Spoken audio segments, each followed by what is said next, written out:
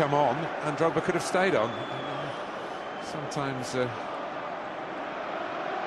players around the stricken player should be checking and say, do we want him on? Are you okay?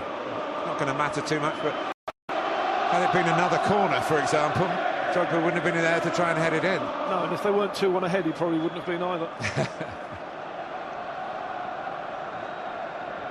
Well, Jermaine Defoe, who lives and breathes scoring goals, is a good man for Tottenham. Very risky indeed. And Ramirez trying a difficult volley.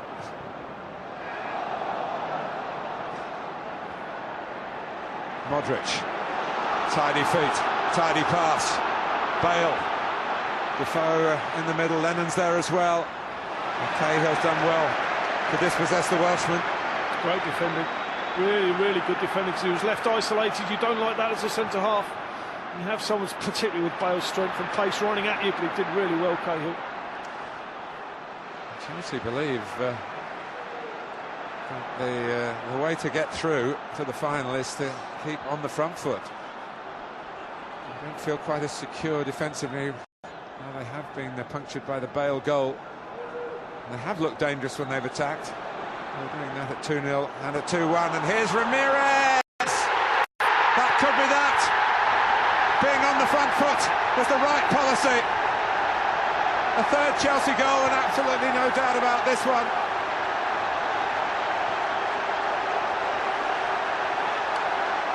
Fugasu needs to track the runner better. King, he looks like he's struggling a little bit. There's a big hole that he ran into, Ramirez, and we know he likes to run, but it's a great finish as well. Shows really good composure at the end. Asuikoto's wide with it. Must be a hint of offside. Oh no, it's the right back, gets pushed right in. I did think he was beyond the centre-backs, and he certainly was. But it's, as you often see, the player on the far side of the pitch ends up playing a player onside. This time it's Walker. It's a great finish. Ball sits up beautifully just to get a bit of a foot underneath it. Surely Chelsea home and dry. Well, he might think so.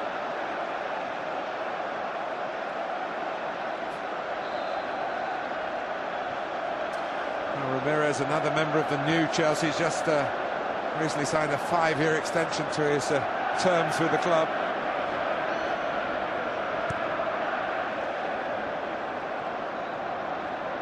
Here's Asuikoto. Tottenham need to hit back straight away, and Masingwa would have been very risky to try and just knock it back for Cech to clear, particularly on the goalkeeper's right foot, which is weaker side. Anyway, it's a corner.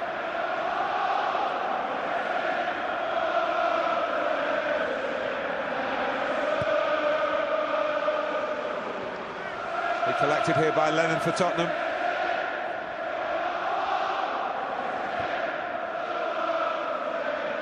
Drogba prepared to take 2 touches in his own penalty area.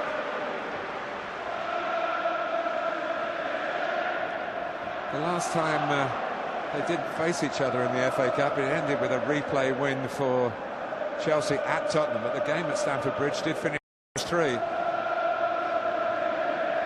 No replays when you get to the semi-final stage these days. That's been the case for several years now, since that famous Ryan Giggs goal at Villa Park for Manchester United against Arsenal. Here's Modric. Oh, Martin Atkinson, whether he actually saw that, there was Drogba turns on, Mata's offside if he plays it. Drogba realises that.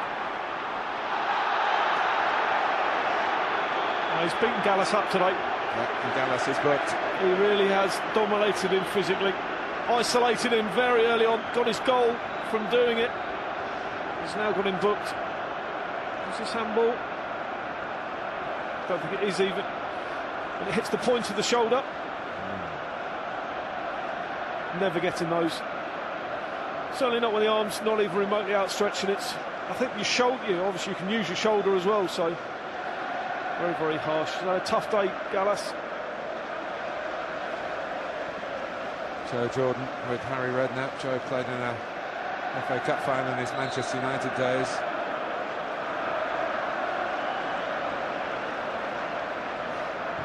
Lampard shot. Oh my goodness! Talk about icing the cake. Frank Lampard produces an extraordinary free kick. And when we expected a tight and tense semi-final decided by the odd goal maybe, Chelsea lead by 4 goals to 1. Well, he lines up, and it's one you expect him to be thinking, I'll put it about 20 rows back and buy myself a bit of time. Start your Barcelona preparations now, Chelsea, because you are in the FA Cup final. This ball moves an awful lot, but Cudicini shouldn't be getting beat from here when he starts that side of the goal. Did it come off Scott Parker on the end of the wall? Certainly played tricks on Carlo Cudicini. Substitution for Chelsea. Coming off the field, number 7. And Frank Lampard, the nephew of the Spurs manager. As I said, family ties forgotten out on the Wembley pitch. Well, I suppose they will say in the end, Chelsea, well, we got enough goals to show we deserve to win the game. That contentious run, but that came at such a crucial time, so early in the second half, to make it 2-0. You still have to get decisions right. You can't say that. It just doesn't work like that. The tempo of the game gets changed. Spurs had to open themselves up to attack. It changed the whole dimension of the game completely.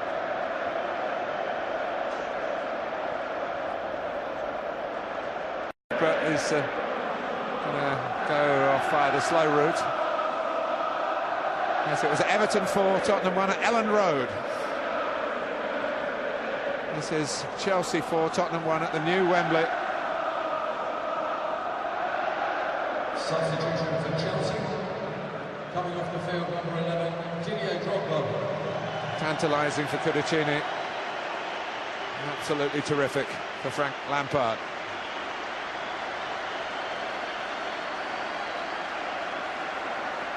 Well, Drogba has been the real Drogba, the Wembley Drogba, the Drogba perhaps of bygone times we don't see so often these days. But when he is at it, Chelsea certainly are. He's the strong voice in the dressing room. Fernando Torres could do with a dose or two of Drogba's confidence. Well, he's earned the right to be like that, Drogba, hasn't he? Because he's been a sensational player here. Good individual, great talent. Here's Mikel for Chelsea. Blue wasn't the colour yesterday, but according to the Chelsea song, it is very much so today.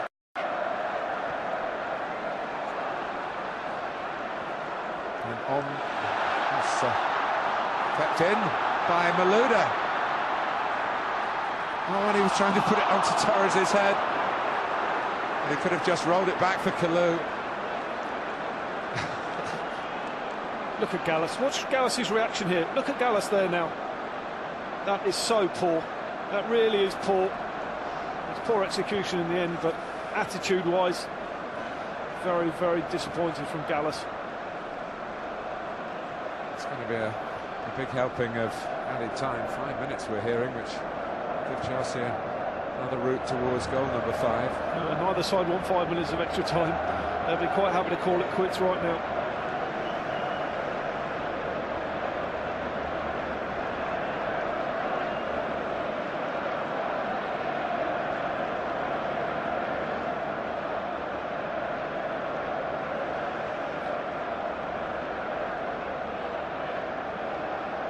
Interesting to cancel Frank Lampard's views on goal line technology after what happened to him when an England shirt in the World Cup and the ball was significantly further towards the net than it was. Chelsea got their second here, but here's some strength from Adebayor, and it's Cahill.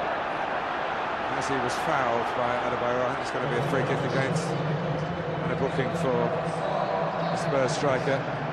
It's actually a very poor challenge, a real lunging one. Cahill kicking through.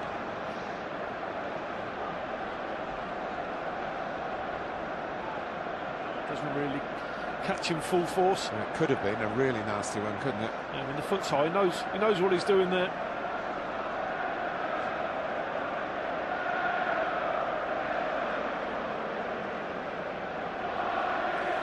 Well, from the moment, really, Fabio Capello left, to be fair to Harry Redknapp, the next game for Tottenham, they beat Newcastle 5-0.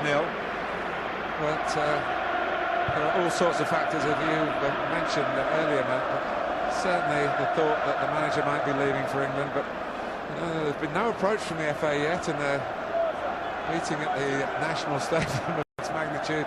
It's certainly not what Harry would have wanted for the obvious club reasons, but for the England situation as well. But he is still the leading contender. Mata. Another late Tottenham challenge, and don't need to go out with the wrong kind of fight here. Mikel Parker wants to really get involved, which fortunately is being stopped, and John Terry is former captain when they were together at Chelsea, and his recent England cap. Of course, Parker was the last England captain here. What's Martin Atkinson going to make of this?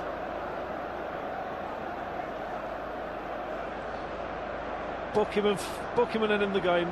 That's the best thing to do.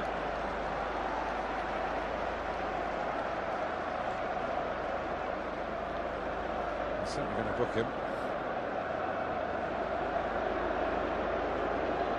Mikel, is he going to escape his part in it? I doubt it.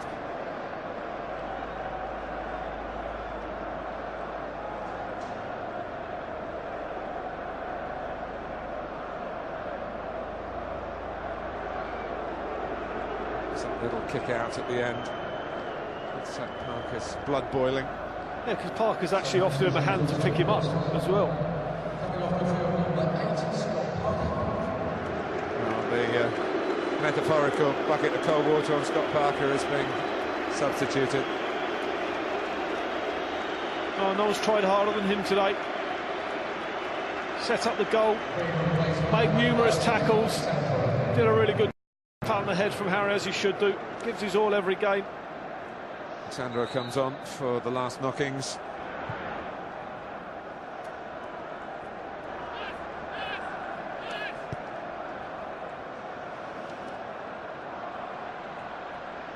Here's Mata, and it's a great chance for 5, and 5 it is for Florent Malouda to rub further salt in Tottenham's wounds. I can't really believe it down in the Chelsea dugout, but Roberto Di Matteo has brought something. He's certainly brought some credentials to getting the job full-time. A fantastic 5-goal showing in the end. And Harry Redknapp's on the wrong end of it. Well, once again, straight balls beyond the centre halves. I mean, they've been totally undone. It's harsh on Spurs. They've given up the last 10 minutes. Harsh on Harry, harsh on his team. Not a reflection on their season. Good finish from Malouda. Ball again just sits up nicely. Got to feel a bit for Kudicini. His day couldn't really have been much worse. Today's Budweiser man of the match is Chelsea number 11, Didier Drogba. Here's Bale. A very sound choice from the sponsors for the man of the match here, Didier Drogba, who set the tone. Well, he can play up front, and he occupies a back four on his own, and that gives so much scope for the rest of the team to then go and play, and it's been demonstrated perfectly here today at Wembley. Well, Tottenham just want to get off, get in the bus, get home. And he's seen most things in his long and distinguished managerial career, but this will be one of the worst days.